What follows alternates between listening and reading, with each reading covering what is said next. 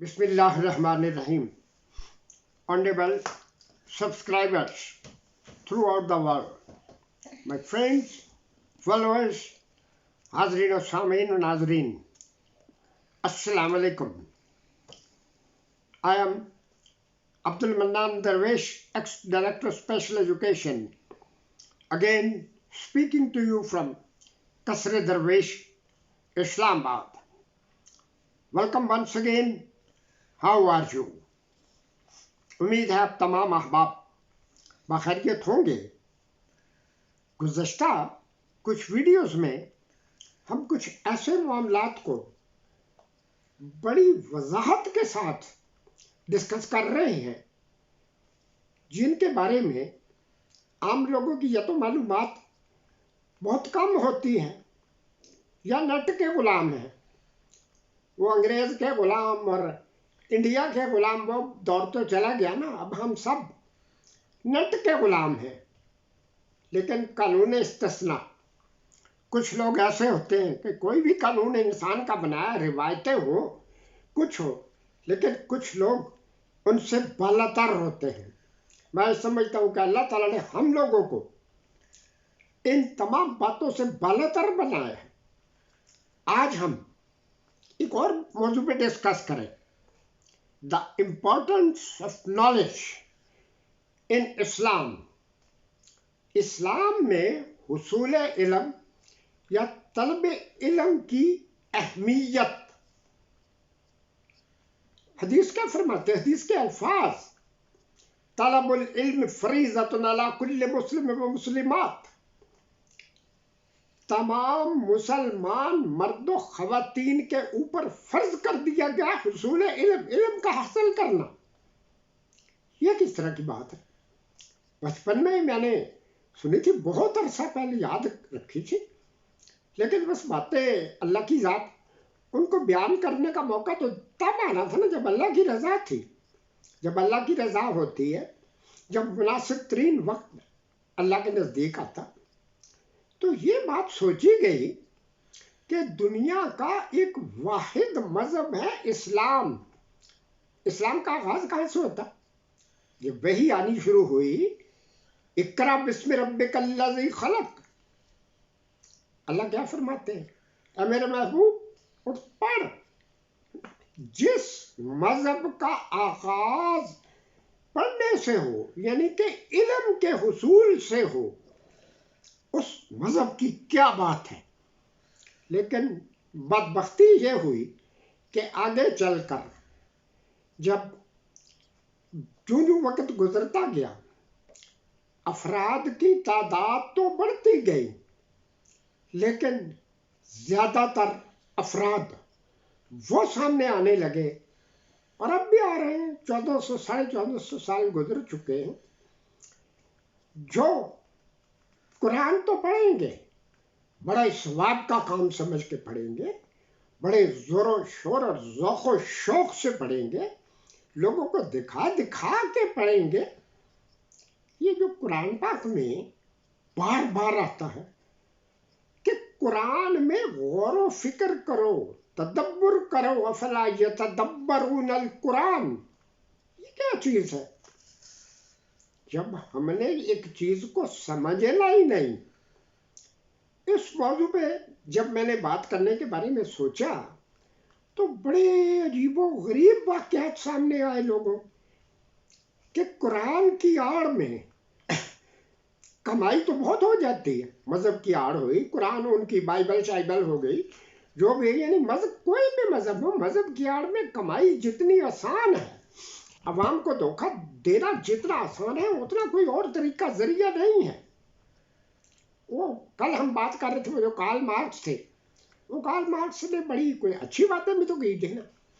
एक बात उसने ये की कि ये जो नशा ईजाद करने वाले हैं, जबकि दुनिया बनी, उन्होंने पता नहीं कौन कौन से नशे ईजाद किए, लाखों करोड़ों लोगों को तबाह कर रहे हैं सब कुछ, लेकिन एक नशा है ऐसा कि जो इन तमाम नशों पे भारी है, मजहबी नशा।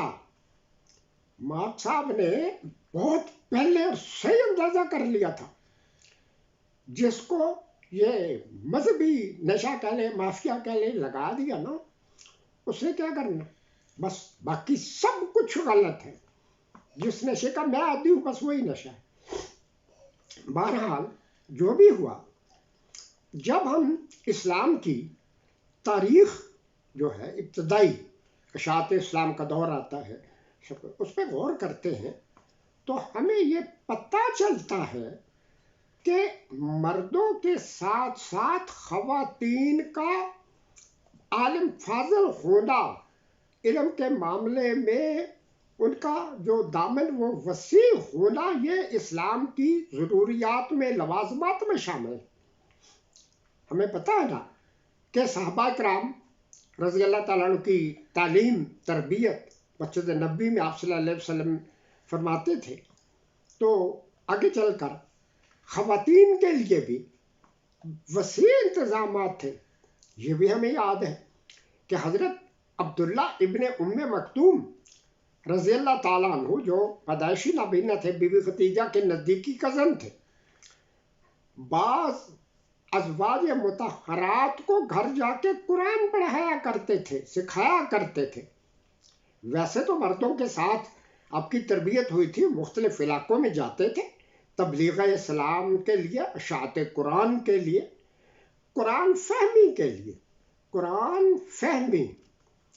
ہماری ایک جاننے والی تھی، مجھے کہنے لگی کہ 1980 اور 90 کے درمیان ہمارے بہت سے لوگ فوت ہو گئے تھے، تو ہم قرآن بہت پڑھتے تھے، روتے بھی تھے. وہ تو پتہ نہیں فوت ہوئے ہوں گے نہیں ہوئے ہوں گے، کہانی یا سنتی.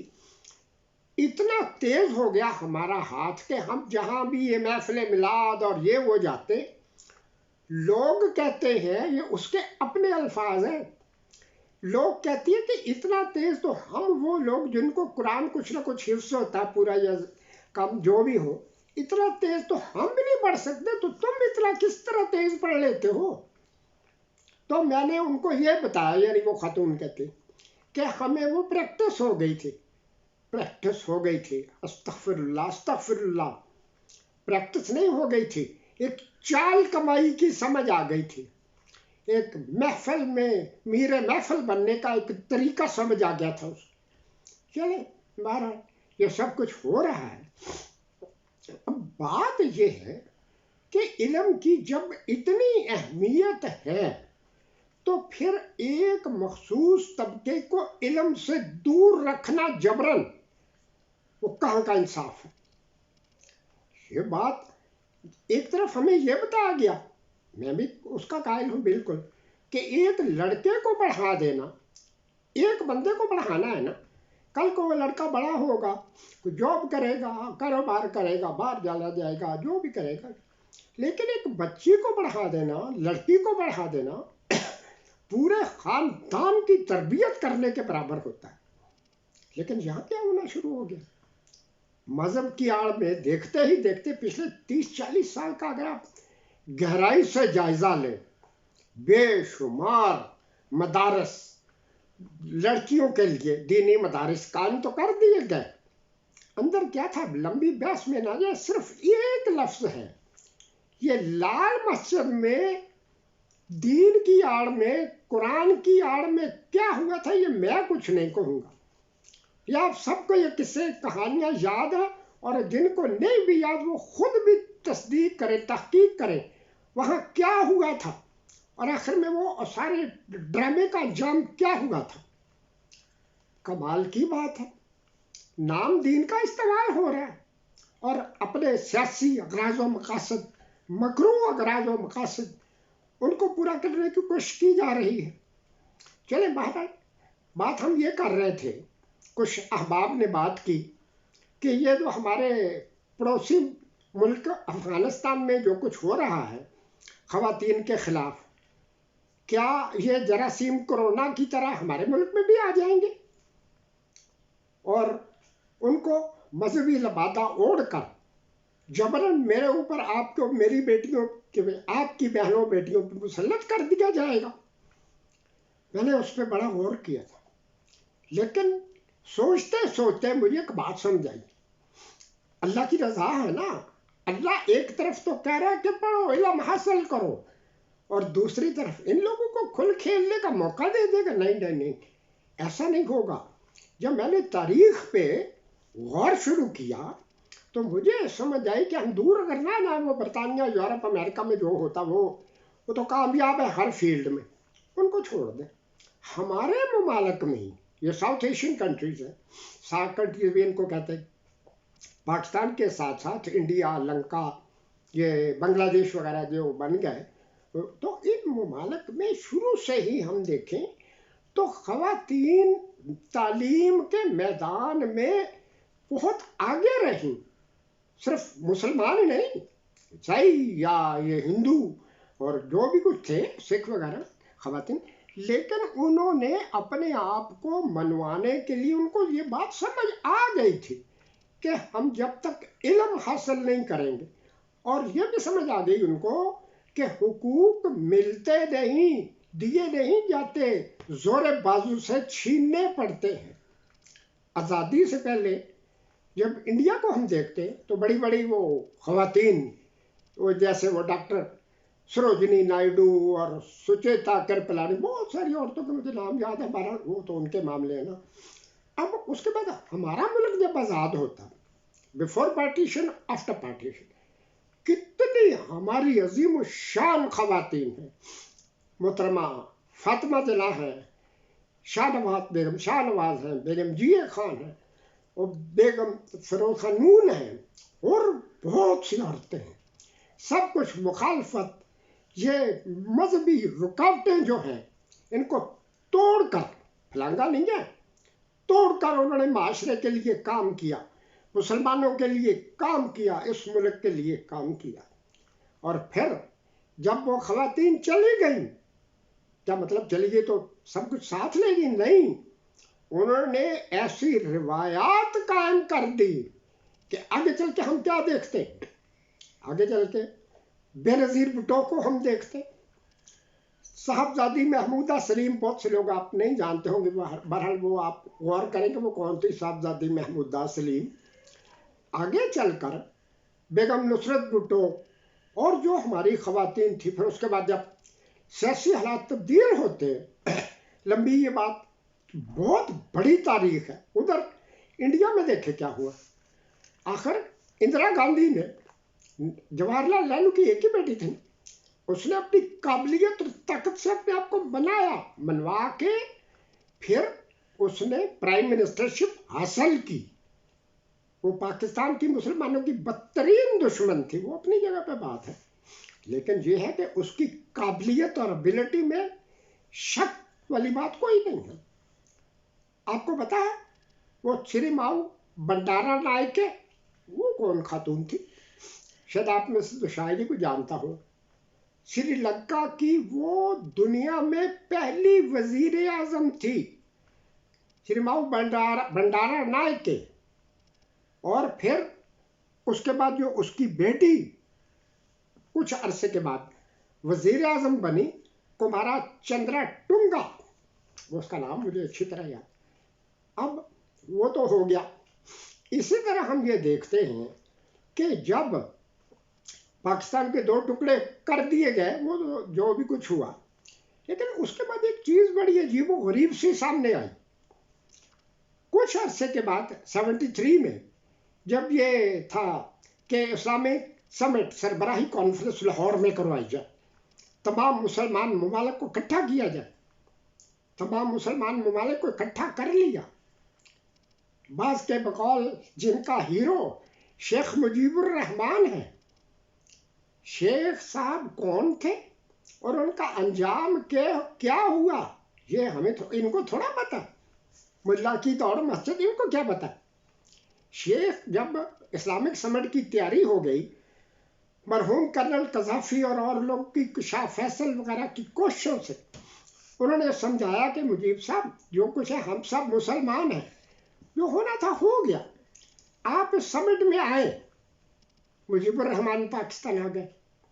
بڑی حیران کن بات تھی، میرے سامنے کی بات ہے. کانفرنس ختم ہو گئی، شیخ صاحب واپس چلے گئے. چند ہفتے گزرے، جب ان کو انڈیا والوں کو دوسرے لوگوں کو احساس ہوا کہ اوہو یہ تو پیدائشی مسلمان ہے، اس کا تو خون مسلمانوں کا ہے، اس نے آخر میں پاکستان کے ساتھ مسلمانوں کے ساتھ ہی رہنا نا، ٹھیک ہے 2 ٹکڑے تو کر لیے، چند ہفتوں میں شیخ صاحب کو قتل کر دیا ہے نا، اور پھر کیا ہوا، سارا خاندان قتل تو کر دیا، لیکن ایک وہ حسینہ واجد ان کی بیٹی جو تھی اس کو اس شرط پر زندہ رہنے دیا کہ آئندہ تو اپنے آپ کو انڈین سٹیمپ سمجھ۔ وہ حسینہ واجد صاحب ابھی زندہ ہے نا، ابھی بھی پرائم منسٹر ہے، جب تک زندہ ہے تب بھی پرائم منسٹر رہیں گے جب تک کوئی اپنا جانشین تیار نہ کر لے۔ تو اسی طرح سے اور بہت سی باتیں ہمارے ملک میں اگر دور نہ جائے ان دنوں پہ ہی بات کر لیں۔ میں اپنی طرف سے آپ کو کہتا ہوں میری بڑی کوشش ہوتی، بڑی دلچسپی ہوتی کہ دائیں بائیں دنیا میں جو بھی ہو رہا ہے کچھ نہ کچھ نالج تو ہو، لیکن جب تک یہ پی ٹی آئی کی گورنمنٹ ختم نہیں کی گئی تھی یا ہو گئی ہے جو بھی ہوا وہ غلط تھا مسئلہ، میں نہیں جانتا تھا کہ نواز شریف کی کوئی بیٹی ہے، مریم نواز بھی ہے، مریم صفدر کہہ لیں جو کہہ لیں، لیکن جب اس کو موقع ملا نواز شریف کے خلاف جو بھی کیے گئے اسکینڈل رہ جائے جو غلط ثابت ہو گئے جو بھی کچھ ہوا، لیکن اہم پوائنٹ یہ ہے کہ ہمیں یہ بات سمجھ آئی کہ ہم لوگ جو کہتے ہیں کہ جب بے نظیر کو شہید کر دیا گیا تو اب پاکستان میں خواتین کو اٹھنے کا موقع نہیں دیا جائے گا، نہیں، خدا کی رضا کچھ اور ہے، اور پھر اس نے کر دکھایا۔ آج مریم نواز پنجاب کی چیف منسٹر ہے، کل کو حالات کیا ہوں گے، لیکن ہمیں مایوس نہیں ہونا۔ آخری بات صرف یہ ہے کہ جب آپ نے اس چیز کا احساس کر لینا کہ ٹھیک ہے ہم بڑا کام کر رہے ہیں، سب کچھ کر رہے ہیں، ہماری خواتین ماشاءاللہ کام کر رہی ہیں، پڑھ لکھ رہی ہیں، every field of life, every field of life, ہر شعبہ زندگی میں کام تو کر رہی ہیں، لیکن ہم وہ نہ کام کریں کبوتر کی طرح آنکھیں بند کر لیں، چل بھائی ٹھیک ہے میں نے آنکھیں بند کر لی، یہ بلی کو کون سا نظر آتا؟ بلی وہ جانور ہے واحد دنیا کا جس کی سوتے ہوئے بھی آنکھیں کھلی رہتی ہیں، اور دائیں بائیں جب بھی کوئی شکار آتا وہ اس کو دبوچ لیتی ہے۔ بس یہ اس بات کو زیادہ بڑھانا نہیں ہے، اللہ تعالیٰ مجھے آپ کو وہ دن نہ دکھائے، لیکن پھر اگر دکھائے یہ کیا بات، اگر دکھائے گا تو ہمیں حوصلہ اور جرأت بھی بخشے گا اللہ تعالیٰ۔ تو ہمیں توقع رکھنی چاہیے اللہ سے کہ اگر اس طرح کے حالات ہوں، ہماری بچیاں، ہماری بڑیاں، ہماری مائیں بہنیں جو دنیا سے چلی گئیں وہ بھی، اور جو اب موجود ہیں، ہم نے اپنی خواہش ہر برائی کیا ہے، اقربا پروری، ذخیرہ اندوزی، رشوت ستانی اور بڑی بڑی پتہ نہیں کیا کیا برائیاں اسی وجہ سے تو پھیلی ہے ہمارے معاشرے میں کہ کام کرنے والے افراد چند ہوتے ہیں، کھانے پینے والے بے شمار ہوتے۔ اب وہ اپنا لمبی بات نہ بھی کرے، 2 ٹائم کا کھانا کس طرح پورا کرے، کسی جگہ سے سورسز لیں گے تو اب یورپ اور امریکہ کی طرح، انڈیا کی طرح، یہ انڈیا ٹھیک ہے ہمارا دشمن وہ علیحدہ مسئلہ، لیکن انڈیا والی عورتیں، میں ذاتی طور پہ مجھے پتا ہے کہ بلائنڈ عورتیں بھی فیکٹریوں میں جا کے کام کرتی، بلائنڈ عورتیں، پرانی بات ہے، کچھ 41 سال پہلے مجھے ایک بندہ اس نے قصے سنائے کہ وہ انڈیا گیا تو اس نے دیکھا خواتین سے ملاقات ہوئی اور مختلف جگہوں پہ وہ جو بلائنڈ ان کی انڈین تھیں وہ کام کرتی ہوتی تھی۔ ہم یہ کام کریں اپنے لیے، اپنے بچوں کے لیے، حلال رزق حلال کھانا کمانا یہ اتنا آسان کام نہیں ہے۔ اب ہم یہ جھوٹے دلائل دے دیں، دنیا بھی تو یہ کر رہی ہے، دنیا میں بھی تو یہ مہنگائی، ذخیرہ اندوزی، چور بازاریاں چل رہی ہیں، 10,000 کا سامان لیا 10 لاکھ کا بیچ دیا، کیا مسئلہ ہے، دنیا نہیں یہ کر رہی۔ تو بہرحال آج ہماری گفتگو کا مجھے خود بڑا مزہ آیا، اور میری یہ توقع ہے کہ میں میرے سبسکرائبر فالوورز، ہماری سبسکرائبر فالوور جاننے والی بے شمار خواتین ہیں اور مرد ہیں، آپ ان باتوں کو خود 2-3 مرتبہ ذرا سنیں اور غور کریں کہ ہم نے جانے سے پہلے اس دنیا سے جانے سے پہلے آئندہ نسلوں کے لیے کچھ چھوڑ کے جانا ہے کہ نسلیں ہمیں یاد کریں گی. اور اگر پھر وہی ہے کہ غلام تھے، غلام ہیں اور غلام ہی مریں گے. اب پہلے انگریز کے غلام تھے، اب نیٹ کے غلام ہو گئے، یہودیوں کے غلام ہو گئے. تو بہرحال اللہ تعالیٰ ہمارے دلوں کی آواز سن لے، قبول فرما لے، اور اس بات پہ بات ختم کریں گے کہ ہم شکست ماننے والے نہیں ہیں، ہم پیچھے مڑ کے دیکھنے والے نہیں ہیں. گو بے کس و لاچار ہے، خوددار ہے پھر بھی. جب بھٹو صاحب کو پھانسی دی گئی تھی تو اس دور میں نے یہ شعر کہا تھا، اور وقت نے کیا بتایا تھا. گو بے کس و لاچار ہے، خوددار ہیں پھر بھی، ہم سر تو کٹاتے ہیں جھکایا نہیں کرتے. میکسیمم یہی ہوگا نا، سر کاٹ دیا جائے گا. جن کا سر کاٹ دیا تھا 79 میں، یہ 2024 کیا بتا رہا ہے؟ اسمبلی میں قرارداد پاس ہوئی، ان کو نیشنل ہیرو قرار دیا جائے. کیوں؟ کچھ یہ جو عوام نے اور خدا نے جن کو ہیرو بنا دیا، جب تک یہ ملک قائم ہے انشاءاللہ اس ملک کے نام کے ساتھ قائد اعظم ذوالفقار علی بھٹو اور بڑے بڑے لوگوں کا نام رہے گا، بے نظیر کا بھی نام رہے گا، ہماری پیاری مریم نواز کا بھی نام رہے گا. لیکن بات صرف اتنی ہے کہ ہم نے حوصلہ نہیں ہارنا. جب جانا ہی ہے تو جاتے جاتے 2-4 کا تو خاتمہ کر کے جائیں پھر اپنے حقوق کے لیے. آمین ثم آمین یا رب العالمین. سبحان ربک رب العزت عما یصفون والسلام علی المرسلین والحمد للہ رب العالمین وصلی اللہ تعالی علی خیر خلقہ ونور عرشہ واہل بیتہ اجمعین برحمتک یا ارحم الراحمین. والسلام.